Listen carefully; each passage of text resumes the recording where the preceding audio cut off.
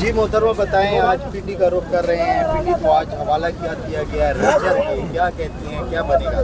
دیکھیں جی، یہ اس ٹائم قیدی نمبر 804 کا خوف ہے کہ پنڈی کو مکمل کنٹینر اور کرفیو لگایا گیا ہے اس ٹائم، اور عجیب و غریب قسم کی صورتحال ہے، لیکن جو دفعہ 144 ہے انشاءاللہ آج ہم اس کو دفعہ 804 پہ اڑا کے رکھیں گے۔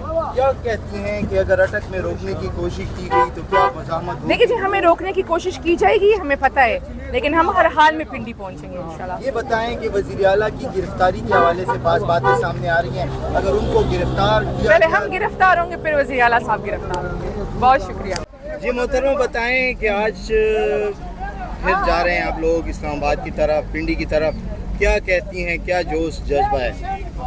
بسم اللہ الرحمن الرحیم۔ جوش جذبہ تو پہلے سے بھی زیادہ ہے، جس طرح آپ نے بولا کہ ایک بار پھر جا رہے ہیں، تو عوام نے فیصلہ کیا ہے جب تک ہمیں حقیقی آزادی نہ ملے، جب تک یہ پاکستان حقیقی طور پر آزاد نہ ہو، تو قوم نے فیصلہ کیا ہے کہ وہ نکلیں گے اور اپنے حق کے لیے آواز اٹھائیں گے انشاءاللہ۔ یہ بتائیں کہ آج بتایا جا رہا ہے کہ راستے بھی بند ہیں، رینجر کے حوالے کر دیا گیا ہے راولپنڈی کو، اٹک کو، کیا کہتی ہیں آج آپ مزاحمت دیکھ رہی ہیں راستے میں، ہوگی نہیں ہوگی؟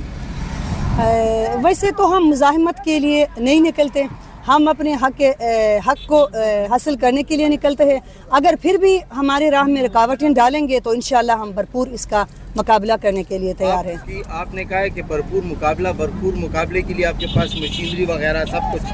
انشاءاللہ وہ آپ 11 بجے تک 10:30 بجے تک آپ کو پتہ چلے گا کہ ہم لوگ تیاری کے ساتھ نکلے ہیں، کیونکہ ہمارے پاس عوام کی طاقت ہے، ہمارے پاس قوم ہے۔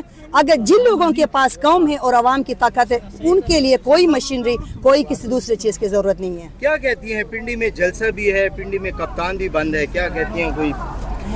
تو میں یہی کہوں گی کہ کپتان جہاں کپتان ہو وہاں ضرور قوم ہوگا، وہاں ضرور ماجرا ہوگا، وہاں ضرور سب کچھ وہاں ہوگا جہاں کپتان ہے، تو کپتان کے لیے جان قربان ہے۔